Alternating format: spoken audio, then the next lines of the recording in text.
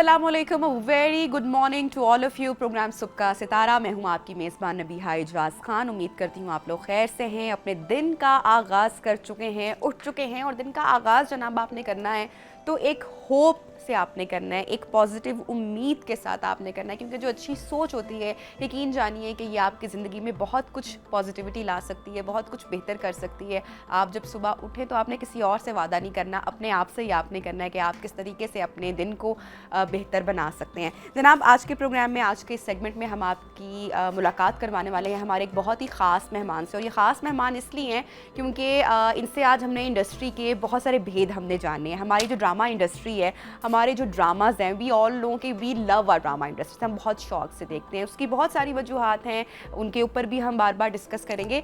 लेकिन उसके साथ साथ एक सवाल ये भी है, एक दुख ये भी है जो कि आई एम श्योर आपका भी है, जो मेरा भी, कि जब हमारे ड्रामाज इतने अच्छे बन रहे हैं तो हमारी जो फिल्म्स हैं वो क्यों नहीं बन रही हैं, हमारे जो सिनेमाज हैं वो क्यों नाजरीन वीरान हैं। तो जनाब जो पर्सनालिटी आज हमारे साथ मौजूद है, जिन शख्सियत का मैं आपसे आज तारुफ करवाने वाली हूँ, इज़ पार्ट ऑफ इंडस्ट्री, बहुत लंबे बहुत तवील अरसे के साथ हैं। He is an actor, he is a director, he is a producer, he is a voice over artist. अभी रिसेंटली यूके में एक फीचर फिल्म भी करके आए हैं। इनकी माशाल्लाह एक बड़ी लंबी प्रोफाइल है। तो आज हम इनका जो एक पाकिस्तान मीडिया इंडस्ट्री का जो एक्सपीरियंस है उसके बारे में भी, इनकी जर्नी के बारे में भी जानेंगे, और बहुत सारे आज राज जो हैं वो भी आपके साथ सामने रखेंगे। अस्सलाम वालेकुम and a very good morning जनाब। हमारे साथ इन कॉन्वर्सेशन है आबिद अली जी। वालेकुम सलाम, कैसी हैं आप? मैं बिल्कुल ठीक ठाक हूँ, आप कैसे हैं? अल्हम्दुलिल्लाह। अच्छा चलिए, पहला सवाल अगर मैं आपसे करूँ कि हमारा जो इस वक्त मीडिया इंडस्ट्री है, film industry, drama industry overall, आप उसको बीइंग पार्ट ऑफ इट किस लेवल पर देखते हैं? मैं समझता हूँ कि टैलेंट तो है, और ये कोई उस तरह की किताबी बात नहीं है कि पाकिस्तान में टैलेंट बहुत है, वाकई है, और बाकी मुल्कों में भी होता है। हम क्योंकि पाकिस्तान की बात करें इस वक्त, तो जो बाकी शोबों का हाल है, बाकी पाकिस्तान में बाकी सारी चीज़ों का जो हाल है, वही हमारी शोबिज़ इंडस्ट्री का भी हाल है। तो चीज़ें अच्छी भी हैं, बुरी भी हैं, होपफुल भी हैं चीज़ें, और थोड़ी सी ऐसी हैं जिन पे मज़ीद काम करने की ज़रूरत भी है। तो ड्रामा इंडस्ट्री फ्लरिश कर रही है और उसकी अपनी रीज़न्स हैं। फिल्म इंडस्ट्री नीचे जा रही है, उसके अपनी रीज़न्स हैं। लेकिन sorry to cut you here, flourish कर रही है आप, मतलब कि डू यू रियली थिंक कि वाकई ये बेहतरी की तरफ जा रही है, या उसकी एक रीज़न ये है कि जो हमारी नेबरहुड कंट्रीज़ हैं वहाँ पे उस पाए का काम नहीं हो रहा, इसलिए हमें ऐसा लग रहा है कि हमारी ड्रामा इंडस्ट्री फ्लरिश कर रही है? और दूसरी एक चीज़ इसके अंदर ऐड ऑन करते चलूँ कि शायद हमारे पास और कोई एंटरटेनमेंट भी नहीं है ना, हमारे पास फिल्म्स हमारी लग रही हैं, पाकिस्तान की आपने जिक्र किया, हमारे पास और कोई अदर एंटरटेनमेंट नहीं है। शाम 7 बजते हैं तो वो डेली सोप से, और फिर मेन जो प्राइम टाइम ड्रामा होता है वो हमारी मेन एंटरटेनमेंट है, और दैट्स वाई मे बी हमें प्यार है हमारे ड्रामा से, एक्टर्स से। हमारे जो ड्रामाज हैं, मुझे थोड़ा सा उसमें ज़ाती तौर पे तो मुझे इख्तलाफ है जिस तरह के ड्रामाज हम बनाते हैं उनके साथ, लेकिन क्योंकि हम सारे पॉपुलर काम करना चाहते हैं और कंटेंट क्रिएट करना चाहते हैं, हम आर्ट क्रिएट करना ही नहीं चाहते। और जो भी कल्चर होता है, या कोई मीडिया है, या आपका लिटरेचर है, ये आपके सोसाइटी के वोकल कॉर्ड्स होते हैं, सोसाइटी बोलती है उनके थ्रू। जैसे एक गाना अगर किसी अवाम को अच्छा लगना शुरू हो जाए तो इसका मतलब ये होता है कि उस सारी अवाम को उस गाने से ज़ुबान मिली है, उनके दिल में भी वही था। तो वो फेस होते हैं एक्टर्स जो होते हैं, या जो इंडस्ट्री है, जो मीडिया है, जो कल्चर है, उस सोसाइटी का फेस होता है। हमारा इस तरह है कि हम चंद शहरों में मशहूर हैं, हमारे ड्रामे लाहौर, कराची, इस्लामाबाद में मशहूर हैं। तो हमें लगता है कि ये सारे मशहूर हैं। इनमें से बहुत सारे एक्टर्स ऐसे हैं, आप उनको पत्तों की ले जाएं, उनको कोई नहीं जानता। उनको सड़क पे खड़ा कर दें, कोई नहीं पहचान सकता उनको। तो मैं नाम नहीं लेना चाहता, लेकिन मैं आपको सही बता रहा हूँ। मैं पूरे पाकिस्तान में डॉक्यूमेंट्रीज़ के सिलसिले में घूमता हूँ, तो मैं लोगों से पूछता हूँ, वो नहीं जानते। जो शहरों में जो मशहूर, अभी भी 40% से ज़्यादा लोग PTV देखते हैं। हम मतलब हमें लगेगा कि बड़ी अजीब बात है ये, लेकिन अभी भी 40% से ज़्यादा लोग वो देख रहे हैं, और जो वहाँ चल रहा है वो मशहूर है, और वो शहरों में मशहूर नहीं है। मैं जब PTV के ड्रामे करता था तो मुझे लाहौर में कोई नहीं पहचानता था। मैं गुजरांवाला चला जाऊँ, आगे मुरीद के चला जाऊँ, मैं ढहर की चला जाऊँ, तो वहाँ लोग पहचानते थे, वहाँ ज़्यादा पहचानते थे। तो वो हम ये 3 शहरों में मशहूर ड्रामे बना रहे हैं, और ये 3 शहरों के 3-4 मतलब नाम इसलिए ले रहा हूँ, लाहौर, कराची, इस्लामाबाद के, इस तरह के जो बड़े शहर हैं, कुछ और शहर, उनके बीच में ही ये ड्रामे जो हैं हिट हैं। और बेसिकली क्योंकि सारा बिजनेस हब यही शहर है, ठीक है। तो इसीलिए हमें लगता है कि ये बाकी भी पूरे पाकिस्तान में मशहूर तो है। अभी ओवर द इयर्स, अभी कुछ सालों में, 3-4 सालों में, डू यू थिंक कि जो गेम है वो बिल्कुल चेंज हो चुकी है अबाउट, मतलब मीडिया इंडस्ट्री की बात करें या अगर किसी भी प्रोफेशन की बात करें जिनका काम स्क्रीन का है, कि अब कौन कितना पॉपुलर है या कितना चीज़ हिट है, वो तो हमें सोशल मीडिया के थ्रू, आपके यूट्यूब्स पे कितने व्यूज़ आ रहे हैं तो हम देखते हैं कि ओवरनाइट जनाब 10 मिलियंस क्रॉस कर गया, 20 मिलियंस क्रॉस कर गया, और इस तरह से जो है हमारे बहुत हिट। तो ये इसमें तो कोई ऐसी चीज़ नहीं है ना जो ढकी छुपी है, ये तो एक क्लैरिटी मिल गई कि अच्छा ये वाला ड्रामा जो है या जो ये एक्टर्स हैं इनका ये वाला प्रोजेक्ट, या इसमें भी कुछ आप समझते हैं कि कोई नंबर गेम जो है? सोशल मीडिया की जो चीज़ें हैं ना, जो वहाँ का जो कंटेंट है और उसको देखने का एक नज़रिया फ़र्क है। अभी रिसेंटली मैंने एक यूट्यूब के साथ एक वर्कशॉप की है, तो उन्होंने हमें ये सिखाया या बताया कि हम जब मोबाइल फ़ोन पकड़ते हैं हमारा पोस्चर ये होता है, हम रिलैक्स्ड होते हैं, हम बेडरूम में हैं, डाइनिंग में हैं, ड्राइंग रूम में हैं, इवन हम वॉशरूम में हैं, तो हम रिलैक्स्ड होते हैं तो हम देखते हैं। तो जो टीवी है उसके लिए हम ऐसे बैठ के देख रहे होते हैं और पूरी फैमिली बैठ के देख रही होती है। तो जो उसकी प्रोडक्शन है ना, वो भी उसी तरह की होती है। जो सोशल मीडिया की सारी प्रोडक्शन है वो कैजुअल है और ऑर्गेनिक है, वो हमें अच्छा लगता है देखना, हमें उस पर बहुत ज़्यादा सोचना नहीं पड़ता, और वो शॉर्ट स्पैन ऑफ टाइम है, तो उसका बहुत फास्ट फॉरवर्ड का भी छोटी चीज़ के ऑप्शन है, लिए। आपने एक ड्रामा जो है वो। लेकिन इसका मतलब ये हरगिज़ नहीं है कि कोई चीज़ अगर मशहूर है तो वो अच्छी है।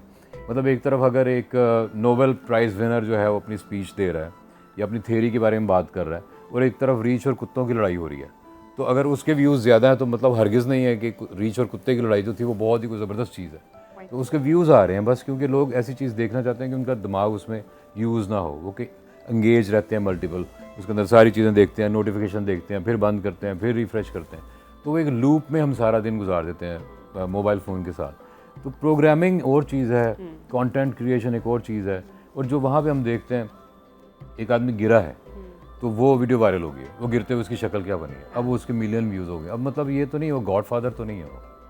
अगर गॉडफादर के व्यूज़ कम हैं मिसाल के तौर पे और किसी ऐसे वीडियो के ज़्यादा हैं, Correct. तो ये मतलब थोड़ी है कि अच्छा, ये वाला भी एक थोड़ा सा अभी डिलेमा है ना शायद, बट गुजरते हुए वक्त के साथ, कि जैसे पहले लोग स्टार्स होते थे, सेलिब्रिटी होते थे, सेलिब्रिटी प्रोजेक्ट हुआ करते थे। अब रिसेंटली मैंने किसी, मैं नाम नहीं लूँगी, मैंने किसी सिंगर का इंटरव्यू देखा एंड ही सेड, और वो इस पूरे कॉन्टिनेंट में ही इज़ लाइक सुपरस्टार। उन्होंने कहा आपने वो वाला गाना सुना है, नाम अगेन नहीं लूँगी, उन्होंने कहा हाँ, और एंकर ने, होस्ट ने कहा कि हाँ सुना है, तो बहुत मशहूर था, कहते 6 महीने पहले का गाना है, किसने गाया? एंड ही वाज ब्लैंक, नहीं पता। गाना आपको पता है हिट हो गया, लेकिन गाया किसने? तो पहले जो स्टारडम होता था वो मतलब स्टार होता था, अब कौन स्टार बनना शायद बहुत मुश्किल हो चुका है, या अगर वो पॉपुलैरिटी आएगी किसी के पास तो वो बहुत ही कम टाइम के लिए अच्छा, आएगी। ये ना थोड़ा चेंज हो चुका है। हाँ। ये इसलिए चेंज, देखिए पहले जो फिल्म एक्टर्स थे ना, वो हम उनको देखते थे इस तरह करके, वो सिनेमा आप ऐसे देखते हैं, और वो इतनी बड़ी स्क्रीन पे एक इमेज नज़र आता है, और उनके पोस्टर्स भी होते थे, पूरी बिल्डिंग के ऊपर होता था कि सुल्तान राय साहब खड़े हैं या शान खड़े हैं। That was the organic fan वो following, एक था कि लार्जर देन लाइफ का एक वो था, और वो आपको पब्लिकली नज़र नहीं आते थे, वो ट्रेंड थे। मैं आपको बताऊं कि उनको ट्रेनिंग दी जाती थी कि आपने पब्लिक में नहीं जाना। ये जो स्टार्स थे, वहीद मुराद साहब हो, मोहम्मद अली साहब हो, शाहिद साहब, नदीम बेग साहब, तो ये क्योंकि मैंने इनके साथ काम भी किया, इनके साथ बैठने का मौका भी मुझे मिला, तो वो कहते हैं हमें सिखाया जाता था कि हमने पब्लिक में जाना ही नहीं है, हमने सिर्फ स्क्रीन पर नज़र आना। तो इसीलिए ये वाला एक शुरू में था, पता नहीं अब की जनरेशन को इस सारा ये नहीं पता होगा। मैं यहाँ पे ये एक चीज़ शुरू ऐड में- करना चाहूँगी, एक प्रोजेक्ट हमने किया, एक मॉर्निंग शो था, शान उसको होस्ट कर रहे थे, so I was part of that project, और उसमें कोई ब्लास्ट हुआ था 1-2 दिन पहले, और फिर उसकी कवरेज के लिए शान ने जो उसके सारे जो थे विक्टिम्स थे, जो उनको तीमारदारी करने के लिए या देखने के लिए हॉस्पिटल जाना था, तो हम सारी पूरी टीम जब हॉस्पिटल गए, और मेरे लिए वो पहला मंजर था क्योंकि हम तो उस प्रोजेक्ट का हिस्सा थे, तो हमारी टीम बहुत कैजुअली सब बैठे थे। जब हम उस हॉस्पिटल में गए, लिटरली मैं हैरान परेशान हो गई कि उस हॉस्पिटल के एक एक दरवाजे को कुंडी लगाना पड़ गई थी, और स्टाफ, और ऐसे लगा, और वो स्टारडम पावर जो थी वो मैंने अपने सामने उस वक्त देखी कि लोग वाकई दीवाने हो गए कि यहाँ पर शान आ गया है। तो अब ऐसा होना, या किसी स्टार के लिए लोग अब तो आई थिंक शायद देखेंगे भी, नहीं, तो बहुत मैं कैजुअली दूर से देख के डिस्कस करके दे विल मैं आपको थोड़ा सा उसी तरह से बताने की कोशिश कर रहा हूँ कि जो सिनेमा का एक्टर होता था ना, उसके बारे में ये था कि इसको मैंने हाथ मिलाया है, इससे मैंने हाथ मैं इसको मिला हूँ, पहले ये बात होती थी।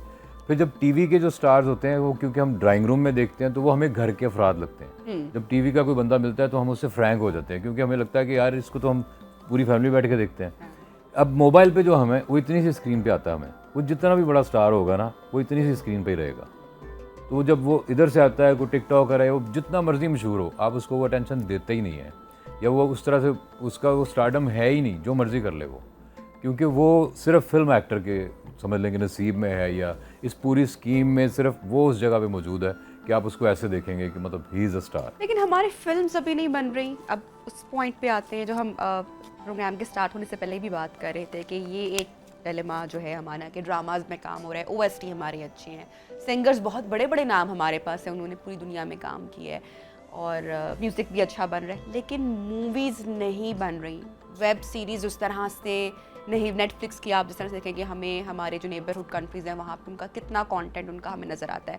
हमारे ड्रामास भी अच्छे हैं लेकिन वहाँ पर भी नहीं जा रहे हैं। तो ये दो सवाल, मूवीज़ क्यों नहीं बन रही और अगर वेब सीरीज़ हैं तो वो उस तरह से क्यों नहीं बन रही हैं? अच्छा, मूवीज़ इसलिए नहीं बन रही कि एक तो फिल्म मेकिंग एक बड़ा महंगा प्रोसीजर है, काम बहुत मुश्किल है। आप उसको एरियल एक्सा पे शूट करते हैं, अगर आप उसकी, मैं वैसे बिल्कुल लेमैन उस डेफिनेशन में बात कर रहा हूँ कि अगर हम छोटे कैमरों पे काम करते हैं जिन पे ड्रामा बनता है, तो वो मिसाल के तौर पे वो 10-15 हज़ार रुपये की शिफ्ट है उस कैमरे की, तो एरियल एक्सा की 1 लाख रुपये शिफ्ट है, मतलब इतना डिफरेंस है। तो एक तो वो फॉर्मेट बहुत महंगा है खेलने के लिए, दूसरा ये कि उसका कुछ सिस्टम यहाँ पे बना नहीं। सिनेमाज थे तो डिस्ट्रीब्यूटर्स थे, एग्जीबिटर्स थे, वो बात समझ में आती थी। अब स्क्रीन्स हैं वो मॉल्स के अंदर हैं, ठीक है। फिर टैक्स का इशू है, अब टैक्स बहुत ज़्यादा है, और ये है कि अब हालांकि 100 से ज़्यादा स्क्रीन्स हैं। दूसरा हमारे पास जो सैंपल है ना, कि हम ये चेक करें कि इस चीज़ की क्या उसको कहना चाहिए, सर्वे करने का जो कि फ़िल्म हिट है या फ्लॉप है, हमें अभी तक ये समझ नहीं आ रही कि जो फिल्म है वो पाकिस्तान की जो हिट फिल्म होती है, वो कोई भी हो, नबील कुरैशी की हो या किसी की भी हो, तो वो क्या वो एक्चुअली हिट फिल्म होती है कि नहीं, क्योंकि ये सिर्फ 3 शहरों में लगती है। तो वो लाहौर, कराची, इस्लामाबाद में लगती है, और वहाँ पे अगर मशहूर हो गई है तो हमें लगता है पाकिस्तान में हिट हो गई है। स्क्रीन्स नहीं है हमारे बिल्कुल पास। जो बंदा सियालकोट में बैठा हुआ है, कहीं और किसी और शहर में है, वो उसकी हिट फिल्म नहीं है, और उसके लिए तो फिल्म बन ही नहीं रही, पता ही नहीं है कि एक्चुअली उसके लिए बन ही नहीं रही फिल्म। मतलब 100 के करीब स्क्रीन्स हैं, और वो भी सारी जो हैं उनमें से 60% पंजाब में हैं। तो 100 स्क्रीन्स क्या होती हैं? इसका कोई वेयर तो होना चाहिए ना, इंडिया में 10,000 निकलेगा? स्क्रीन्स हैं। कैसे 10,000 बनेगा इसका? बनेगा इस तरह से कि जैसे कल्चरल पॉलिसी बननी चाहिए। मैं शुरू से बात करना चाहता हूँ। बात यह है कि जब हमारा मुल्क बना है ना, तो एक केओस में बना है, एक अफरा तफरी में बना है। तो कल्चर और इस तरह लिटरेचर, इसकी कोई स्पेस बनी नहीं अगले काफ़ी सालों तक। उसके बाद जब इसको इसमें एंटर करने की कोशिश की गई तो एक डिफरेंट टाइप का स्टेट ऑफ माइंड चल रहा था, और लोग डिफरेंट चीज़ें अप्लाई करके देख रहे थे जो उनको समझ में आ रही थी। मैं आपको ये बताऊं कि एक्चुअली हमारे हम कहते हैं कि हमारा कल्चर है, म्यूज़िक है, बड़ा अच्छा है, लेकिन जब तक हम दिल से कबूल नहीं करेंगे ना इन सारी चीज़ों को, हम इस पर आगे नहीं जा सकेंगे। मैं आपको बड़ी अजीब बात बताता हूँ कि आप सोच के मुझे बताएं कि ऐसा कौन सा पाकिस्तानी है जो पाकिस्तान में रह के बड़ा आदमी बना, उसका नाम बड़ा हो गया। ऐसा एक भी आदमी नहीं है। हार्डली कुछ, शायद 1-2 मिसालें होंगी। लेकिन पहले होते थे, वो पहले की अगर हम बात करें, पहले भी हमें लगता था पहले चले जाएं, हमें लगता था कि हैं। अब तो दुनिया खुल गई है ना। अब हम लिटरेचर, मैं अशफाक साहब के साथ बैठता था, मैं कहता था अशफाक साहब मैंने सारा पढ़ा है, आपकी जो कहानियाँ हैं वो टॉप 10 में भी नहीं आती पूरी दुनिया में, पाकिस्तान में आप सबसे बड़े नाम हैं आप। तो मतलब अगर आप बाहर का लिटरेचर पढ़ेंगे तो आपको समझ आएगी कि वो पसंद नहीं करते थे ऐसी बातें, लेकिन मैं थोड़ा सा फ्रैंक था उनको, क्योंकि मैं उनको पता था कि ये मेरे से प्यार करता है, उनको पता था कि ये मेरी बड़ी इज्जत करता है। आपके पास मार्जिन था कि आप इतना मुश्किल सवाल उनसे पूछ सके। क्योंकि मैं रोज़ ही उनके पास जाता था, और जाविया की रिकॉर्डिंग और वो सारा, तो मेरी उनसे मैं थोड़ी लेवरेज लेता था, मैं इस तरह के क्वेश्चंस करता था उनसे। तो इसी तरह से हमारी जो फिल्म है, ये हमारा जो ड्रामा है ना, हम यहाँ बैठ के देख रहे हैं तो हमें लग रहा है कि बहुत ज़बरदस्त है। अगर आप इसको खोल देते हैं, अगर बाहर की फिल्म भी आती है तो हमें तो मुसीबत पड़ जाएगी, हम तो कर ही कुछ नहीं सकते कंपटीशन के अंदर। क्योंकि देखें ये सारा कुछ ना, and you get to know, जब आप दूसरा कंटेंट देखते हैं, आप दूसरे मीडियम्स के थ्रू देखते हैं, तो हमें पता चलता है कि हमारे यहाँ के जो ड्रामेज हैं, then you will get to know the reality के किस तरह से कि सास बहू या औरत की जो मजलूमियत या कहानी है, उससे भी थोड़ा सा बाहर निकलना पड़ेगा। देखिए ये सास बहू वाले ड्रामे बन क्यों रहे हैं? एक्चुअली 3 बड़े चैनल्स हैं जिनके पास फंडिंग है, US फंडिंग है उनके पास, और वुमेन राइट्स के बारे में उनके पास फंडिंग होती है, हर साल आती है। उन्होंने बनाने हैं ये ड्रामे, खवातीन को इस तरह से पोर्ट्रे आपने हाँ करना है जी, कि माशरे में उन्होंने उनके साथ बनाने ये हैं, हो उनको रहा तो पैसे मिल रहे हैं इस काम के, उनके पास फंडिंग है। मतलब मैं आपको सही बता रहा हूँ, 3 बड़े चैनल्स जो औरतों के ड्रामे बनाते हैं उनके पास फंडिंग है बाहर की, अमेरिका की, तो वो इसलिए वो ड्रामे बनाते हैं। बाकी लोग तो ऐसे समझ रहे हैं ना कि ये ड्रामा इसलिए बन रहा है उसलिए बन, पर वो किसी लिए नहीं बन रहा, उनको पैसे मिलते हैं, वो इसलिए बनाते हैं। तो वो एक फार्मूला है, एक दायरा है जिसके अंदर ये मशहूर हैं। वो दायरा जिस दिन टूटेगा फिर पता चलेगा, जब आपके पास नए मौज़ूआत आएंगे, जब आप नई नई चीज़ों पे ड्रामा बनाएंगे, तब पता चलेगा कि आप क्या। अब इस तरह के मैं आपको एक छोटी सी चीज़ बताऊँ, नाजरीन के लिए भी बड़ी मज़ेदार बात होगी। आप एक रिसर्च करें, 3 ड्रामास देखने शुरू करें, 3 मुख्तलिफ चैनल्स के, 3-3 एपिसोड देखने, ज़्यादा नहीं कुछ करना, नोट्स लेने हैं, टोटल कितने सीन हैं, कितने एक्टर्स थे, कितनी प्रिंसिपल कास्ट है, कितने स्टॉक कैरेक्टर्स हैं, कितने सीन्स थे, गाड़ी में कितने थे, फ़ोन टॉक्स कितनी थी, ड्राइंग रूम के कितने थे, बेडरूम के कितने थे, सेम है, मिला जुला कंटेंट सब सेम है। ये एक फार्मूला है। अगर वो 2 आउटडोर्स और लिख देते हैं तो वो ड्रामा, उनकी जो कॉस्ट है वो बढ़ जाती है, वो महंगा हो जाता है, क्योंकि आप किसी होटल में शूट करते हैं 3-4 लाख वो भी मांगते हैं, आधा दिन लग जाता है और एक सीन शूट होता है। तो वो सारे ड्राइंग रूम में ही करने उनको फ़ायदा होता है। एक बड़ा घर लेते हैं, उसका एक बेडरूम मेरा दिखा दिया, एक किसी और का दिखा दिया, लाउंज में किसी और का दिखा दिया, लॉन किसी और का घर दिखा दिया, तो सारी चेंजेस करके उसी जगह पे करेंगे, तब वो पैसे कमा सकते हैं। तो इतना सेट पैटर्न है, इसलिए ये सारे ड्रामे एक जैसे लगने शुरू हो जाते हैं। और लड़के भी उसी तरह के हैं, और अनफॉर्चुनेटली ट्रेंड भी सारा वही चल रहा है, छोटी छोटी दाढ़ी, जैसे मैं भी उसी तरह हूँ, और एक ब्लू सूट है, एक ग्रे सूट है, उसी तरह के बाल हैं, नोक वाले जूते हैं, सब एक जैसे हैं, और एक्टिंग भी एक जैसी करते हैं। लेकिन अभी के मैंने कहीं पर ये पढ़ा, हमारे बहुत ही सीनियर हैं, उन्होंने अपना, और वो बड़ी मुश्किल बातें अक्सर लिख देते हैं, सच बातें लिख देते हैं, तो उन्होंने कहा कि हमारी जो जनरेशन है, एक तो उनकी जनरेशन हुई, और फिर प्लस में अपने आप को भी उसमें, हम आपको भी उसमें, हम कि हम लोगों को एंटरटेन करना शायद बहुत ईजी था 90s के और उसके बाद के, कि हम लोग बहुत आसान चीज़ों पर, या कोई अगर इतना अच्छा कंटेंट नहीं है तो हम उस पर एंटरटेन हो जाते थे, कि कैसा भी कंटेंट बना तो हम खुश हो गए, क्लैप कर दिया। लेकिन जो जेनजी है, जो ये वाली जनरेशन है, इनको, इनकी एंटरटेनमेंट के लिए आपको बहुत अच्छा कंटेंट देना पड़ेगा। ये एंटरटेन नहीं होंगे, या आपको क्रिटिसाइज कर देंगे, या आपको ज़ीरो कर देंगे। तो आपको लगता है कि ये जो इनको जेनजी कहा जा रहा है, ये वाली जो जनरेशन है, ये रिजेक्ट कर देंगे इस तरह का कंटेंट, या ये पसंद नहीं करेंगे, तो आने वाला भी जो टाइम है वो चैलेंजिंग हो सकता है, कुछ और डिफरेंट करना पड़ेगा, मैच करना पड़ेगा, उस लेवल पे जाना पड़ेगा, अदरवाइज तो फिर हम डूब जाएंगे। देखिए, जो शहरों की यूथ है, जो जेनजी जो शहरों में है, वो तो ऑलरेडी ये ड्रामे देख ही नहीं रहे। ये ड्रामे तो देख रही हैं मिडिल क्लास की घरेलू ख़वातीन और लड़कियाँ, जिनको आइडियल लड़का उस तरह का चाहिए, जिसको आइडियल बहू उस तरह की चाहिए, जिसको जो ओवरसीज है अक्सर, हाँ, वो देख रहे हैं। वो जो जेनजी जो शहरों में पढ़ रही है, जो मुख्तलिफ यहाँ के कॉलेजेस स्कूल्स में है, वो तो इनसे रिलेट भी नहीं करते, उनको पता भी नहीं आता अल्लाह सब कौन है, उनको तो नहीं पता। वो तो एड शेरन और उनको जानते हैं, वो उनको सुन रहे हैं। और मेरा ख्याल है कि उनका कसूर भी नहीं है इसमें, कोई ऐसी कोई बात भी नहीं है कि उनको हम कहें कि ये हमारा कल्चर क्यों नहीं देखे। भाई वो उनकी दफ़ा दुनिया खुल गई है बिल्कुल। हमारी दफ़ा अगर पीटीवी था तो हमारे लिए तारिक अज़ीज़ साहब सबसे बड़े एंटरटेनर थे, ठीक है। मैं उन तारिक अज़ीज़ साहब के साथ मैंने काम किया, तो मैंने कहा कि हमने आपसे सीखा है, हमने आपसे उर्दू बोलना सीखा, जब आप शेर पढ़ते थे हमने शेर पढ़ने सीखे आपसे। तो हम उनके लिए बड़ा वो कसौटी चलता था, वो इतना मतलब एक ड्राई किस्म का कंटेंट था, लेकिन वो सबको पसंद था, बच्चे भी देख रहे थे, क्योंकि चॉइसेस भी नहीं थी, वही देखना था उसी में से। और महीने में कोई एक फ़िल्म लगती थी कभी, इस तरह करके बीच में थोड़ा हुआ था, फिर उसके बाद फिर वो भी बंद हो गई।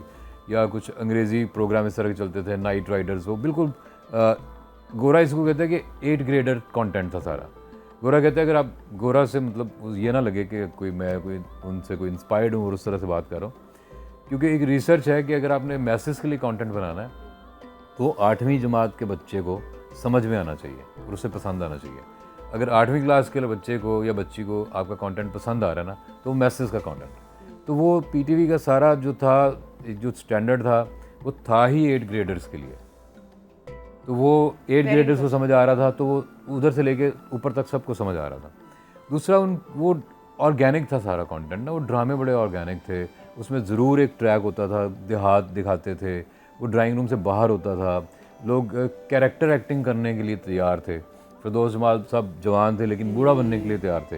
अब आप किसी को कहते हैं वाइटनर तो वो लगाना नहीं नहीं चाहता लगाना चाहिए क्योंकि कमर्शियल बहुत हो चुका हुआ है सारा। और ग्लैमरस बहुत हाँ जी, ज्यादा उस तरह वो एक से, दफ़ा ठीक करेगा है। उसको हर दफ़ा फिर वही सारे करेंगे, वो कहेंगे ओके। अच्छा वो तो अब बूढ़ा, अब उनकी उम्र नहीं रही, अब ये शुरू हो जाएगा। तो कभी आपके साथ ऐसा कोई एक्सपीरियंस हुआ, आप जिस प्रोजेक्ट में हो उसमें कोई एक्टर आपको आपने एक्सपीरियंस किया, और कोई ऐसी चीज़ आपकी आंखों देखी हुई मतलब किस कि लिहाज मतलब से? कि कोई एक्टर है, कोई एक्ट्रेस है, और जिस तरह से आपने कैरेक्टर की बात की कि कैरेक्टर में जैसे फिरदौस जमाल का जिक्र किया कि ये लोग अगर यंग हैं तो पुराना मतलब बड़े शख्स का भी कैरेक्टर कर लिया, कैरेक्टर के अंदर घुस गए। लेकिन आजकल के जिस तरह से हम एक्टर्स देखते हैं जिस पॉइंट की तरफ जा रहे हैं कि वो अपनी मतलब एक बहुत गरीब लड़की भी दिखाई हुई है, लेकिन उसको देख के लगेगा नहीं कि ये अपने उस कैरेक्टर में आई हुई है। तो आप भी कभी किसी प्रोजेक्ट में ऐसा हुआ किसी एक्टर ने मना कर दिया और एक्चुअली बहुत उस चीज़ में बहुत जाने दफ़ा से? ऐसी चीज़ें होती हैं कमर्शियल्स के अंदर, बाज़ दफ़ा ज़्यादा होता है कि बहुत ज़्यादा वो कहेंगे कि मुझे ये ना लगे, मैं ऐसे ना लगूं, मुझे मेरी ये साइड नहीं दिखानी, आपने ऐसे नहीं करना,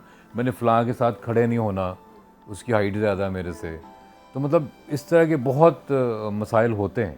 वो शायद अभी मैं जावेद अख्तर साहब का एक इंटरव्यू सुन रहा था, तो उनसे किसी ने सवाल किया कि जो सोशल मीडिया का कंटेंट है इसमें गाली देना जो है उससे व्यूज़ आते हैं, तो मुझे हम मतलब आप उसको क्या समझते हैं?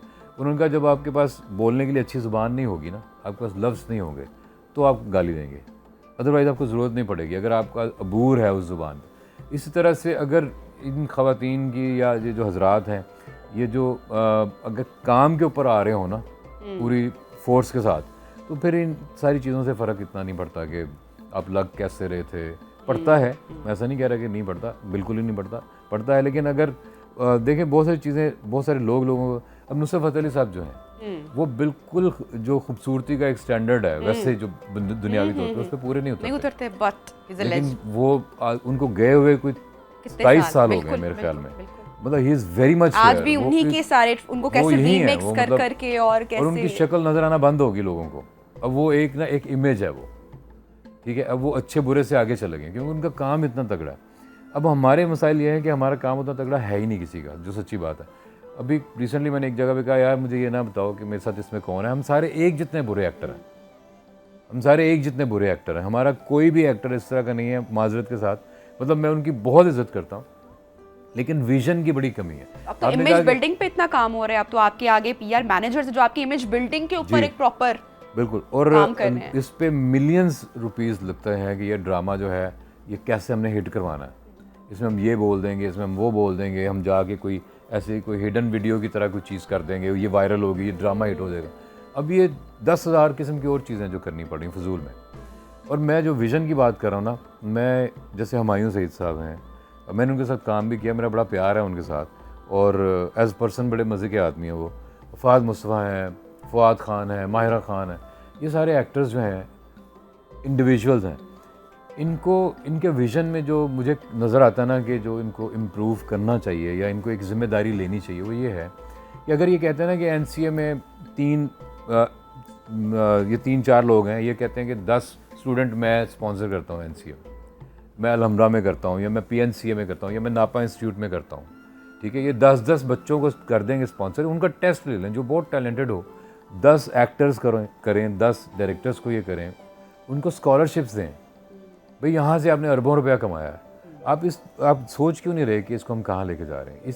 इसलिए डायरेक्शन लेस है, ये इसलिए एक दायरे में मशहूर है, इसलिए ये आगे को नहीं बढ़ रहे क्योंकि वो विजन का बड़ा वो है। इसी तरह फिल्म इंडस्ट्री में देखें तो शान जो है मतलब one of the finest actor वो हैं, और हमने काम किया इकट्ठे, मैं लाइन प्रोड्यूसर था उनकी फ़िल्म का, अभी ज़रार में मैंने काम किया, तो शान भाई को बड़ा मेकअप करने का भी शौक़ है लोगों को, तो मेरा मेकअप भी वही करते थे, बाल बनाना और वो सारा, तो वो मतलब कि वो स्टार है वो आदमी। लेकिन जो चीज़ मैं देखता हूँ ना कि उनको इसका बेड़ा उठाना चाहिए था कि यार फिल्म इंडस्ट्री का हम क्या करें। जब आपकी रीच है ना, जब आप मिनिस्टर्स के साथ बैठ रहे हैं, मैं इसको कंप्लीट करना चाहता हूँ कि जब हम कल्चरल मिनिस्टर हैं उनके साथ आप रीच आउट कर सकते हैं, आप उनके साथ बैठ के उनको बता सकते हैं कि मैं ये चाहता हूँ, हम इस तरह करें, हम इस तरह करें। वो तो कहते हैं कि पॉलिसी लेके आएँ, अब हमने देनी होती है ना। जैसे अगर हेल्थ का कोई मिनिस्टर है, वो डॉक्टर्स को बुला के पूछता है कि आपको क्या प्रॉब्लम्स है, ठीक है। जो कल्चरल मिनिस्टर है वो एक्टर्स को, डायरेक्टर्स को बुला के पूछता है आपको क्या प्रॉब्लम्स है। अब ये जो आगे लगे हुए ना हमारे जो लीडर्स हैं, इनको चाहिए कि ये इस तरह से करें। टीवी चैनल्स हैं जो अरबों रुपए का रेवेन्यू है, कभी आपने सुना है कि कोई एक्टर ये कह रहा हो कि मैं नए लोगों को ये कहता हूँ कि वो सीख के आए?